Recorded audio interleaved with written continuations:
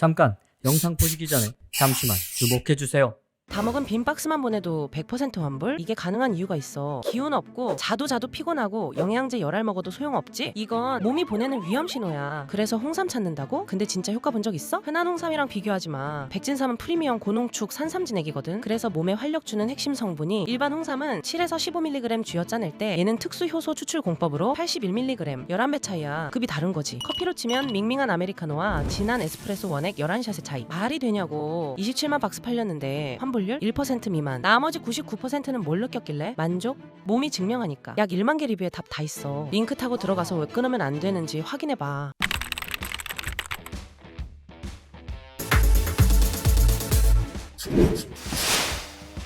전성기를 구가하던 역대 최강의 원투펀치 샤킬 오닐과 코비 브라이언트의 우승 반지라는 단 하나의 목표를 위해 연봉 삭감마저 감수하며 합류한 전설적인 노장 칼 말론과 게리 페이튼까지 이른바 전당포 라인업으로 불린 4명의 명예의 전당 예약 선수들로 구성된 LA 레이커스는 의심의 여지 없는 완벽한 슈퍼팀이었고 그들은 가장 큰 고비였던 라이벌 샌안토니오 스퍼스마저 물리치며 마치 전당포에 맡겨놓은 듯한 우승 반지를 가져오기 위해 파이널 무대에 나섭니다.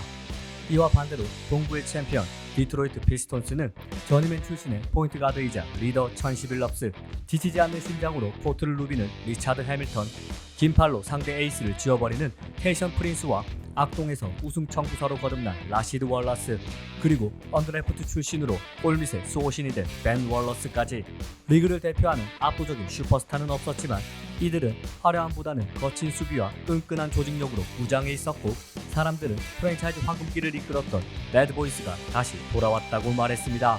극명하게 다른 스타일의 두 팀이 펼치는 2004년 파이널. 당연히 대부분의 전문가들은 레이커스의 압도적 수입승을 예상했고 디트로이트는 그저 슈퍼팀의 우승을 빛내줄 들러리 정도로 취급받았습니다. 그러나 스테이플스 센터에서 열린 1차전 경기가 시작되자 세상에 했던 모든 예상들은 무용지물이 되었고 그 배경에는 단연 디트로이트가 자랑하는 강력한 수비가 있었습니다. 최다 디포이 수상자 벤 월러스는 자신보다 한참 거대한 샤킬 오닐을 상대로 물러서지 않는 짐승 같은 힘을 보여주며 레이커스의 골밑을 틀어막았고 외곽에서는 프린스와 해밀턴이 숨막히게 만드는 압박 수비로 코비 브라이언트의 슛 감각을 꽁꽁 얼어붙게 만들었습니다. 1차전은 87대 75라는 충격적인 점수로 가져온 디트로이트는 2차전에서 코비의 극적인 3점 슛에 일격을 당하며 연장 끝에 패배했지만 그들의 눈빛과 자세는 전혀 흔들림이 없었습니다. 오히려 자신들의 홈이 더 팰리스 오브 어번 힐스로 돌아온 3차전부터 나쁜 녀석들은 레이커스에게 농구라는 스포츠가 선사할 수 있는 가장 끔찍한 악몽을 안겨주기 시작했습니다. 톱니바퀴처럼 완벽하게 맞물려 돌아가는 디트로이트의 수비 로테이션 앞에 레이커스의 전당포 라인업은 철저하게 고립되고 분열되었는데 특히 3차전에서 레이커스가 기록한 68득점은 그들이 얼마나 처참하게 묶여 있었는지를 증명하는 굴욕적인 숫자였습니다.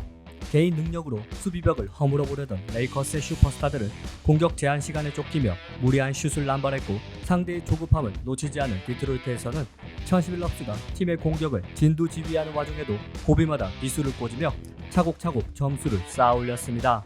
결국 디트로이트는 공수에서 완벽하게 레이커스를 압도하며 홈에서 열린 3, 4, 5차전을 내리 잡아냈고 그 결과 시리즈 전적 4승 1패로 14년 만에 NBA 정상 등극에 성공합니다. 압도적인 재능과 이름값을 앞세운 슈퍼팀이 희생과 헌신으로 뭉친 원팀에게 철저하게 붕괴되는 순간이었습니다. 파이널 내내 완벽한 경기 조율과 클러치 능력을 선보이며 파이널 MVP에 오른 1011럽스, 그리고 스타 플레이어 한 명 없이 오직 5명의 선수가 하나가 되어 기적을 이뤄낸 디트로이트 피스톤스. 2004년 배드보이스 2기의 우승은 스타 선수를 끌고 모은 전당포 라인업조차 완벽한 수비와 끈끈한 조직력 앞에서는 무릎을 꿇을 수밖에 없다는 것을 보여주며 농구는 결코 이름값으로 하는 것이 아니라는 위대한 진리를 남긴 가장 의미있고 충격적인 업셋이었습니다.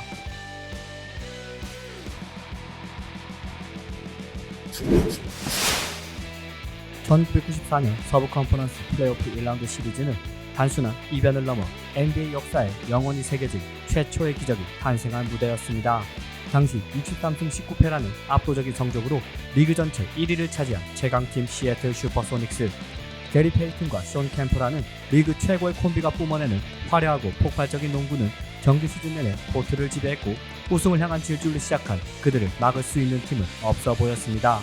반면 8번 시드로 플레이오프에 턱걸이한 덴버 너기츠는 간신히 우하를 넘긴 성적을 기록한 그저 젊고 패기 넘치는 팀에 불과했습니다.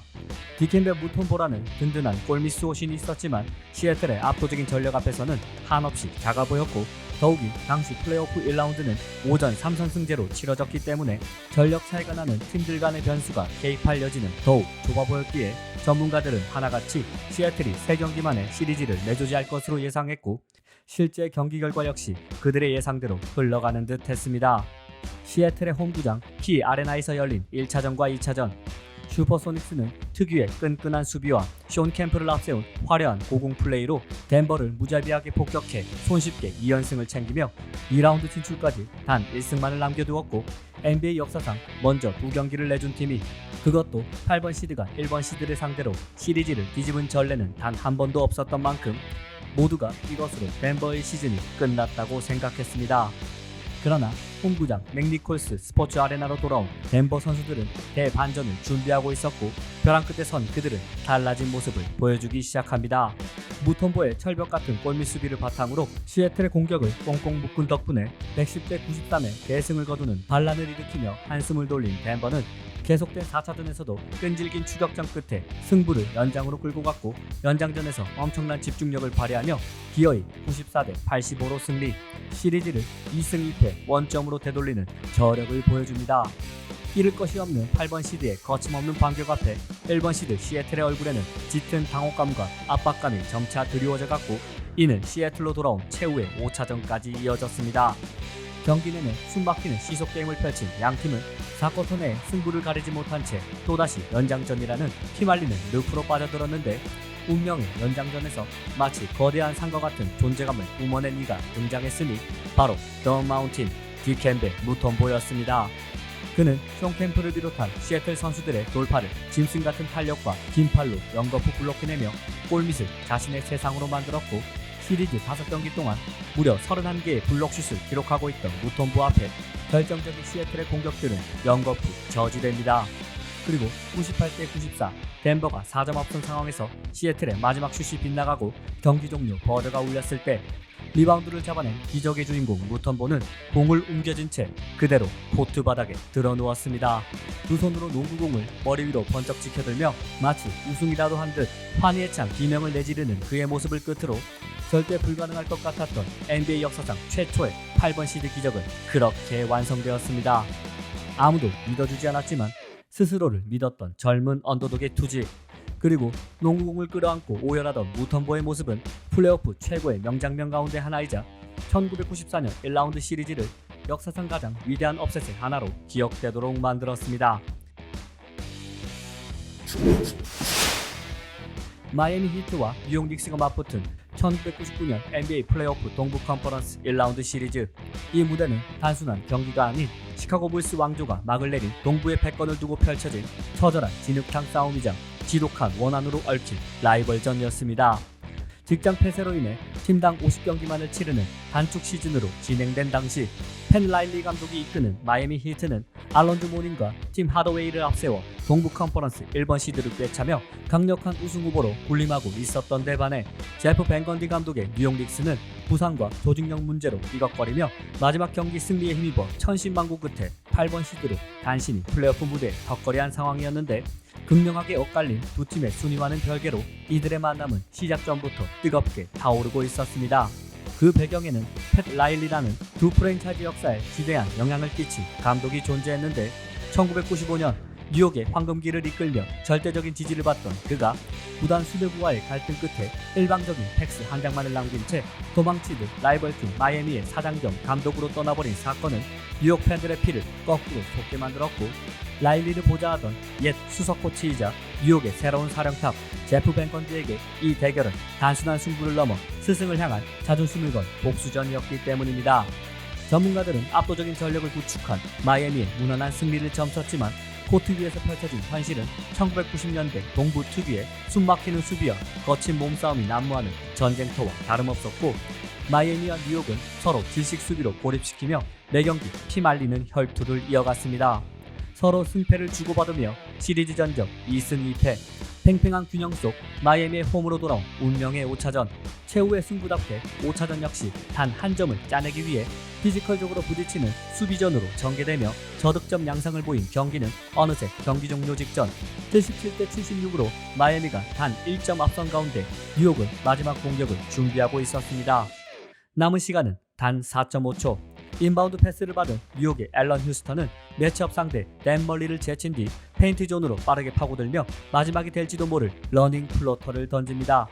손을 떠난 공이 백보드를 튕긴 뒤 종료 0.8초를 남기고 거짓말처럼 그물을 통과하며 스코어는 78대 77. 마이애미 홈팬들로 가득했던 경기장은 순식간에 침묵에 빠졌고 뉴욕 선수들은 코트로 쏟아져 나와 서로를 껴안고 포효했습니다. 단 0.8초를 남기고 터진 앨런 휴스턴의 이 극적인 버저비터에 힘입어 8번 시드 뉴욕 닉스가 1번 시드 마이애미 히트를 물리친 순간이었습니다. 하지만 더 놀라운 것은 1996년 뉴욕 닉스의 서사가 1라운드의 기적과 짜릿한 복수극에서 멈추지 않았다는 점인데, 최대 숙적 마이애미를 집으로 돌려보내는 이변을 연출한 뉴욕은 여세를 몰아 컨퍼런스 세미파이널에서 애틀란타를 4전 전승으로 가볍게 수입해버렸고, 컨퍼런스 파이널에서 만난 레지 밀러의 인디애나 페이서스를 상대로 레리 존슨의 전설적인 4점 플레이와 패트릭 유잉의 부상 공백을 메운 라트레스 프리웰, 앨런 휴스턴, 마커스 캔비의 미친 듯한 활약이 어우러지며 6차전 혈투 끝에 그들은 기어이 파이널 무대까지 진출하는 대이변을 완성합니다. 비록 마지막 단계에서 던컨 로빈슨 트윈타워를 앞세운 샌안토니오 스퍼스에게 무릎을 꿇으며 우승 트로피를 들어올리지는 못했지만 정규 시즌 8번 시드로 턱걸이한 팀이 1번 시드를 잡는 것을 넘어 리그 역사상 최초로 파이널까지 진출한 진정한 8번 시드의 기적을 이뤄낸 1996년 뉴욕 닉스의 여정은 그 자체로 충분히 대단했으며 8번 시드라는 숫자가 결코 그 팀의 한계를 부정할 수 없다는 것을 최초로 증명한 NBA 역사상 가장 위대한 언더독의 이야기로 지금도 회자되고 있습니다.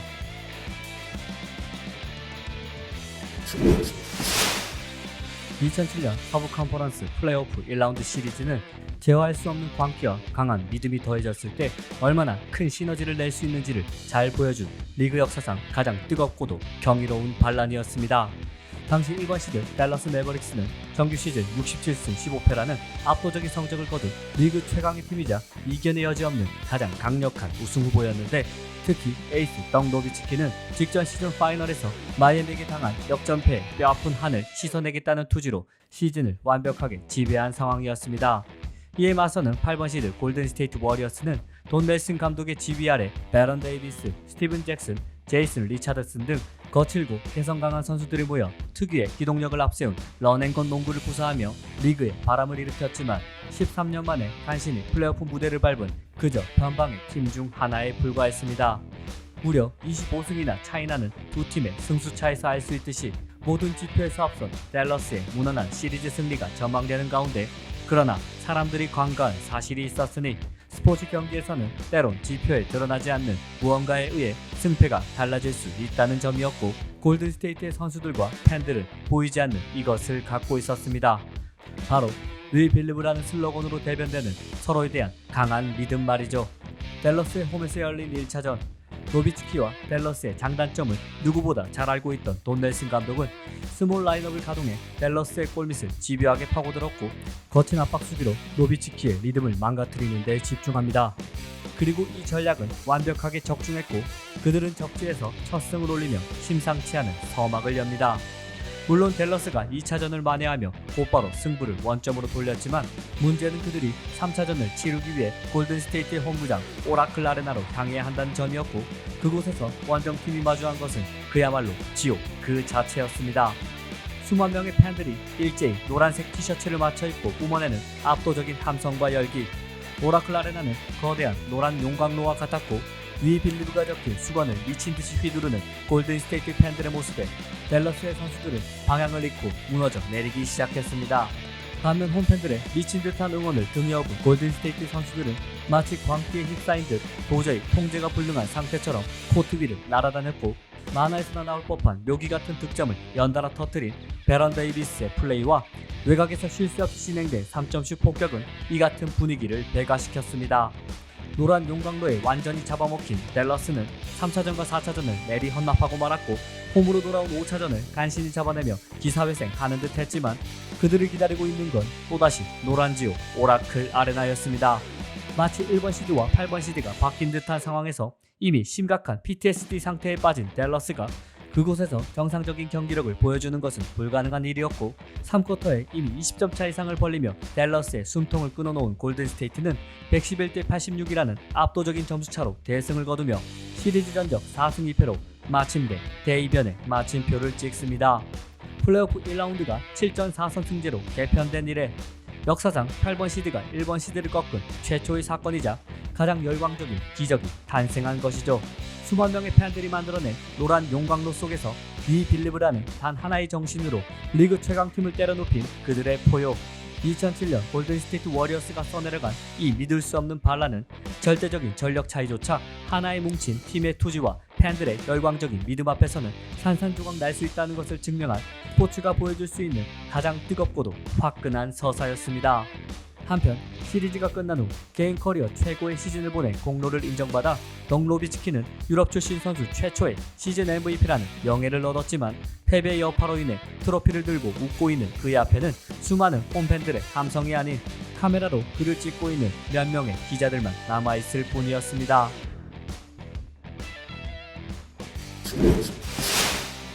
21세기 NBA를 뒤흔든 위대한 라이벌리의 결정판이자 농구라는 종목이 만들어낼 수 있는 가장 완벽한 한편의 명작. 2016년 NBA 파이널은 각본이었다고 해도 진부하다고 비판받았을 만큼의 극적인 서사들이 얽힌 시리즈였습니다. 정규 시즌 73승 9패라는 NBA 역대 단일 시즌 최다승 신기록을 세운 절대 1강 골든스테이트 워리어스, 3점슛 400개 시대를 열어젖히며 역사상 전무후무한 만장일치 MVP가 된 스테픈 커리와 함께 스플래시 브라더스를 형성한 클레이 탐슨, 여기에 리그 최고의 수비수 드레이먼드 그린과 직전 시즌 파이널 MVP 안드레 이거달라까지 선수 구성과 전술 측면 모두에 있어 그들은 완벽에 가까운 무결점의 팀이었습니다. 이에 반해 과거 디시전 쇼라는 희대의 생방송을 통해 고향 팬들의 가슴에 대못을 받고 마이애미로 떠난 후 2014년 여름 고향팀 클리블랜드에 반드시 우승 트로피를 안기겠다는 커다란 명분과 함께 돌아온 르브론 제임스를 필두로 카이리 어빙과 케빈 러브라는 리그 정상급 선수들이 뒤를 바치는 클리블랜드 역시 충분히 우승에 도전할 수 있는 전력임에는 틀림없었으나 상대가 골든스테이트 워리어스라는 사실이 그들에게 불운할 뿐이었고 지난해 파이널에서의 격돌 때와는 더 벌어진 격차에 무려 52년 동안 어떤 메이저 스포츠 우승도 없었던 저주받은 도시 클리블랜드의 우승을 향한 꿈은 또다시 다음으로 미뤄야 할 것처럼 보였습니다. 그리고 시작된 파이널 시리즈는 한치의 오차 없이 예상대로 흘러갔고 스몰 라인업을 바탕으로 뛰어난 스페이싱 전술과 커리 탐슨으로 대표되는 압도적인 화력에 클리블랜드는 속수무책으로 무너집니다. 4차전까지 시리즈 전적 1승 3패, NBA 파이널 역사상 1승 3패의 열세를 뒤집고 우승한 팀은 전무했기에 대부분의 전문가들은 골든스테이트의 백투백 우승을 기정사실로 여기고 있었고 바야흐로 NBA는 새로운 왕조의 시대로 접어드는 것처럼 보였습니다. 하지만 단 한 경기만 내주면 끝인 절체절명의 상황은 르브론 제임스의 책임감과 투지가 다시 깨어나도록 만들었고 21세기 최고 선수와 함께 클리블랜드는 대반격을 시작합니다. 원정으로 진행된 5차전, 르브론이 전반을, 어빙이 후반을 완전히 지배하며 경기뿐만 아니라 시리즈 전체의 흐름을 뒤바꿨고 NBA 역사상 동반 40득점 이상을 올린 최초의 듀오가 된 둘을 앞세운 클리블랜드는 기적의 불씨를 되살린 데 이어 홈으로 돌아온 6차전에서도 또다시 41득점을 퍼부은 르브론의 하드캐리 덕분에 기어의 승부를 운명의 7차전으로 끌고 가는 믿을 수 없는 저력을 발휘합니다. 그리고 다시 돌아온 오라클 아레나에서 열린 최후의 7차전. 마지막 경기답게 두 팀은 4쿼터 종료 4분을 남길 때까지 역전에 역전을 거듭하는 지켜보는 팬들조차 초조하게 만드는 초접전 혈투를 펼쳤고 스코어 89대 89 동점인 가운데 그 누구도 득점을 올리지 못하는 극도의 긴장감이 몇 분 동안 코트를 짓누르고 있었습니다. 그리고 종료 1분 50초를 남긴 그때 커리의 패스를 받은 안드레 이고달라가 완벽한 속공 찬스를 잡았고 골든스테이트의 우승을 확정지을 완벽한 레이업 찬스가 성공하려는 찰나 코트 반대편에서부터 미친 듯한 속도로 달려온 르브론 제임스가 날아올라 이고달라의 공을 백보드에 핀으로 꽂아버리듯 블록하며 득점을 저지시킵니다. 클리블랜드는 패배의 문턱에서 건져낸 21세기 NBA 역사상 가장 위대한 수비로 꼽히는 전설적인 더블락이 나온 것이죠. 이 엄청난 수비로 기세를 가져온 클리블랜드는 종료 53초 전 카이리 어빙이 스테픈 커리와의 1대1 매치업 상황에서 현란한 드리블에 이은 벼락같은 스텝백 3점 슛을 시도했고 그의 손을 떠난 공이 깨끗하게 림을 가르며 지독했던 89점의 균형을 깨고 마침내 앞서 나가기 시작합니다. 오라클 아레나를 차가운 정적에 빠뜨린 기념비적인 더3는 길었던 7차전 승부, 나아가 2016년 파이널 전체의 마침표와 같았고 결국 최종 스코어 93대 89로 클리블랜드는 사상 첫 파이널 우승의 대업을 이루어냅니다. 종료 버저가 울리던 그 순간 동료들을 껴안고 코트 바닥에 주저앉아 오열하던 르브론은 클리블랜드 This is for you를 외치며 팬들과 클리블랜드 지역 전체의 가슴을 울리도록 만들었고 기어코 자신의 약속을 지켜낸 그가 만장일치 파이널 MVP가 되는 것은 당연한 결과였습니다. 단일 시즌 73승이라는 역사상 가장 완벽한 팀을 상대로 그것도 우승 확률 0%의 1승 3패 절망적인 상황을 뒤집어낸 기적. 농구 역사상 최고의 유망주에서 고향 팬들의 자부심이 되었지만 크나큰 상처만을 남기며 빌런이 되어 떠난 그가 끝내 다시 돌아와 오랜 기간 이어져온 우승의 한을 풀어낸 영웅으로 등극한 이 서사는 21세기 최고의 파이널을 넘어 NBA 역사상 가장 완벽하고 불가능에 가까웠던 궁극의 업셋으로 영원히 기억될 것입니다.